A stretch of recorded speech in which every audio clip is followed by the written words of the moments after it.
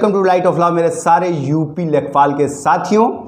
Video में आगे बढ़ूं, सबको जवाब दूं, सबको बताऊं क्या हो रहा है। सबसे पहले चेहरे पे थोड़ी सी मुस्कान रखिए और ये देखिए,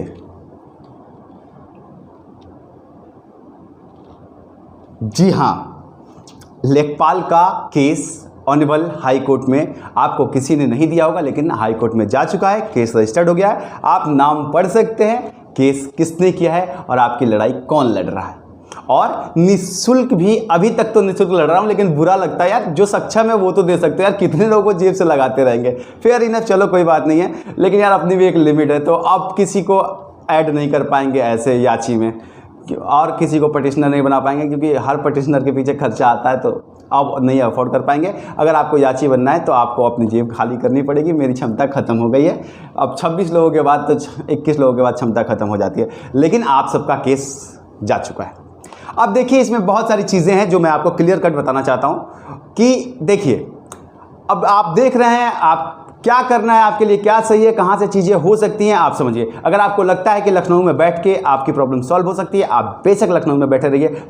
1 महीने से कुछ लोग, कुछ साथी बैठे हुए हैं, उनकी भी सुनवाई हो गई है, उनकी भी मांगें मान ली गई हैं, और आप भी बैठिए, आपकी भी बातें मान ली जाएंगी, ठीक है। और नहीं तो आपके पास सिर्फ 2 रास्ते हैं, या तो सरकार अपना फैसला बदल ले, सरकार कुछ करे, या फिर न्यायपालिका आपके लिए कुछ करे। सरकार ने अपना फैसला आपको दे दिया है। 10 महीने के आपके कड़ी मेहनत की, आपके इंतज़ार की और आपके सारी संभावनाओं को सरकार ने अपनी तरफ से दे दिया है कि आपकी संभावनाएं कितनी पूरी हुई हैं।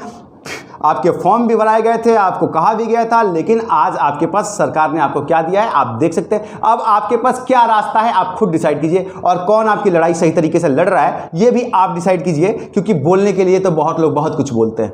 रोज आपकी लड़ाई सड़कों पर लड़ी जाती है और कहा जाता है भैया सब्सक्राइब कर लो, और आप करते भी दबा के हैं भैया।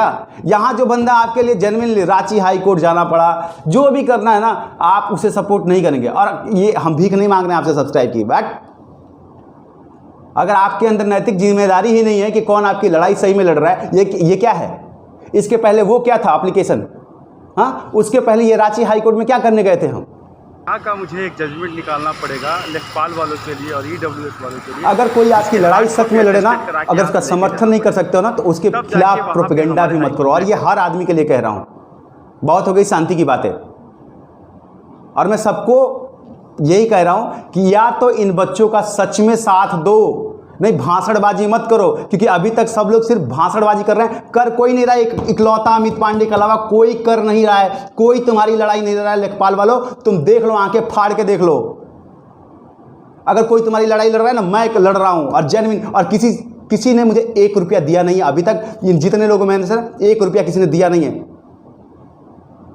लेकिन लड़ रहा हूं। ये एक नैतिक जिम्मेदारी है भाई, इतने लोगों से जुड़ गए हैं तो भाई हमारा काम खाली वही नहीं है ना यार। बच्चे इतने परेशान हैं, 10-10 महीने बैठे रहे। लड़कियां बताओ, लड़कियों के लिए तो आफत हो गई है ये कटअप यार। 64 चली गई है लड़कियों की कटअप।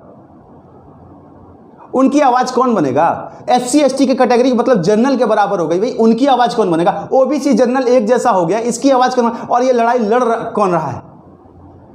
अगर आपको लगता है ना कि कोई और आपकी लड़ाई लड़ रहा है, तो जरा उनसे कहिए कि हमको एक प्रूफ दे दो तुम्हारी लड़ाई का, क्या किया है अभी तक। और अगर आपको लगता है कि कहीं जा करके आपकी मांगें मांग नहीं जा सकती है, बेशक लखनऊ जाइए, मुख्यमंत्री भवन के पास जाइए, जहां आपको जाना है आप जा सकते हैं। जहां से आपको लगे भैया आपका भला हो जाए, जरूरत पड़ेगी हमको बोलिएगा, हम भी आ जाएंगे।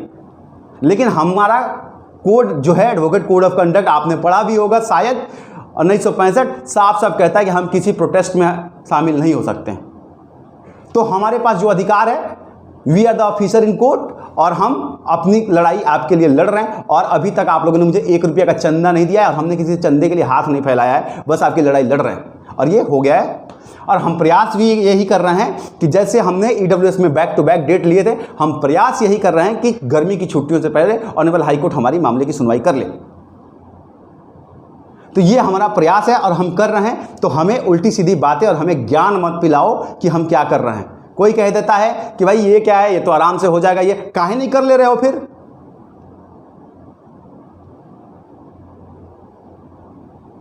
तो ये चीज़ है। और साथियों एक और चीज़ है कि आप लोग भी ना एक बहुत ही गलत काम कर रहे हैं। जो आपके साथ लड़ रहे हैं ना, आप उसका समर्थन नहीं कर रहे हैं। जो आपको सिर्फ और सिर्फ गुमराह किया जा रहा है, आप उनके साथ बहुत ईमानदारी से के साथ खड़े हैं। ठीक है, भविष्य फैसला करेगा कि किसने आपकी लड़ाई लड़ी। हारना जीतना अलग बात है, लेकिन खुल के आपके साथ जो जेन्युइनली हो सकता है, आप समझिए, या तो सरकार अपना निर्णय बदले या न्यायपालिका से आपको आदेश मिल जाए।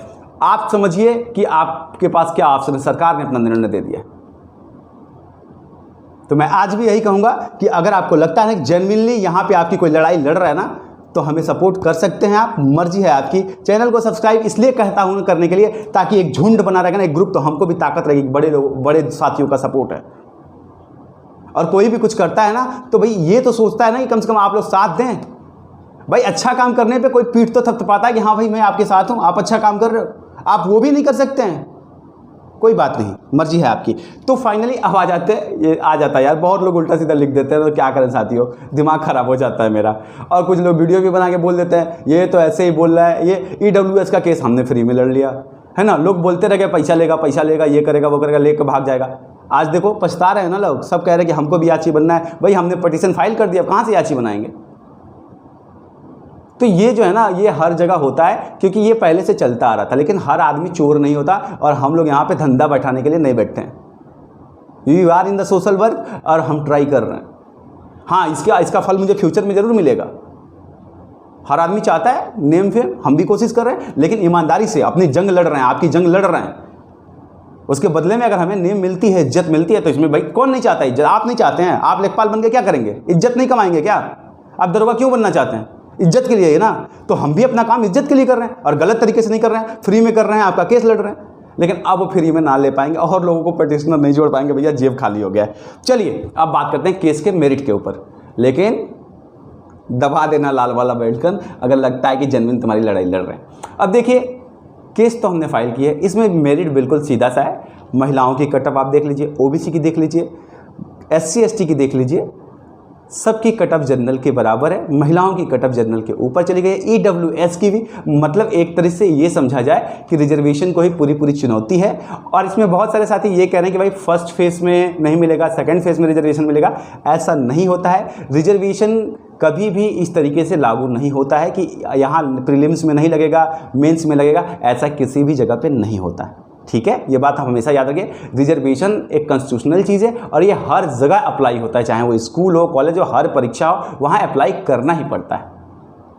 ठीक है, तो ये आपको गलत जानकारी है। आप थोड़ा सा पढ़ लीजिए, या आपने पढ़ा होगा तो एक बार कंफर्म कर लीजिए। रिजर्वेशन में कोई ऐसा नहीं होता कि पहले प्रीलिम्स में, आपने देखा है प्रीलिम्स का UPSC का या किसी भी एग्जाम का प्रीलिम्स का भी कैटेगरी बन के आता है ना, SC का इतना कट ऑफ, ST का इतना, फीमेल का इतना। तो ये जो होता है ना, ये ऐसा नहीं होता कि इसमें नहीं होगा उसमें होगा।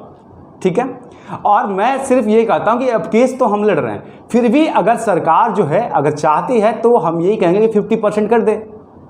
और एक और चीज़ है कि हम लगातार कह रहे हैं कि ट्विटर पे हमसे जुड़िए, इसलिए जुड़िए क्योंकि हम चाहते हैं कि केस के साथ साथ सरकार के ऊपर भी हम थोड़ा सा बना के रखें। तो हमारा ट्विटर कैंपेन भी बीच बीच में चलते रहना चाहिए, ताकि सरकार अवगत रहे। इसलिए आप ट्विटर पे भी जुड़े रहिए, ताकि आपका भला हो, हम मतलब आपकी बातें उठती रहें। तो आपको मैं लिंक दे दूंगा, आप ट्विटर पे जुड़ सकते हैं। लेखपाल वाला हमारे ग्रुप का टेलीग्राम लिंक मैं आपको दे दूंगा, वहां आपको जानकारियां मिल जाएंगी। जो भी चीज़ें हैं आप वहां क्लियर कर सकते हैं, ध्रुवेश जी से बात कर सकते हैं, हमसे बात कर सकते हैं। तो फाइनली आप सबकी केस लिस्टिंग में आ गई। अब देखते हैं कैसे कब आता है डेट। जैसे ही आपके केस की डेट आएगी, कोशिश तो यही करेंगे कि जम के आपका केस लड़ें। ये बात अलग है कि आपने पैसा 1 रुपया नहीं दिया, लेकिन कोई बात नहीं है, फर्ज है लड़ना, तो जम के लड़ेंगे। हारना जितना अलग बात है, लेकिन दिल में ये अफसोस लेकर अमित पांडे नहीं जाएगा कि मेरे साथ पिछले साल से ही लगभग 2000 लेखपाल के साथी जुड़े हुए थे और हम उनके लिए कुछ ना कर पाए। ये 150 110 जो लड़कियां लड़के हैं जो हमसे पहले से जुड़े हुए हैं, पर्सनली जुड़े हुए हैं, उनके लिए कुछ ना कर पाए, ये गिल्ट लेके अमित पांडे नहीं मरेगा। आप लोगों की लड़ाई जितनी भी ईमानदारी से हो सकता है, मैं और ध्रुवेश शर्मा लड़ेंगे। जैसे EWS का लड़ रहे हैं, जैसे एक्स सर्विसमैन का लड़ रहे हैं, आपकी लड़ाई भी हम लड़ेंगे और जितना हो सकता है लड़ेंगे। और उम्मीद करता हूं कि आप सबको विजयी बनाएंगे और आप सबको लेखपाल बनने का मौका जरूर दिलाएंगे। और आप सबका प्रयास, आप सबका आशीर्वाद भी होना चाहिए, तो प्रयास करते हैं। और अगली अपडेट आपको 2 दिन के अंदर मिल जाएगी, जैसे लिस्टिंग होती है। अगर आप चैनल पर बने रहेंगे तो आपको जानकारी मैं दे दूँगा। तो ऑल द बेस्ट। आप लोग मुझे कहिए कि मैं इस केस को जीत पाऊँ और आप सबके हक में फैसला लेके आ पाऊँ, और आप सब आशीर्वाद भी दीजिए कि मैं इस केस को जीत पाऊँ। आप सबके आशीर्वाद की ज़रूरत पड़ती है जब कोर्ट में हियरिंग होती है। चलिए, तो आप चेहरे पे स्माइल ले सकते हैं कि फाइनली आपके लिए कोई काम कर रहा है। मिलता हूँ, प्रणाम।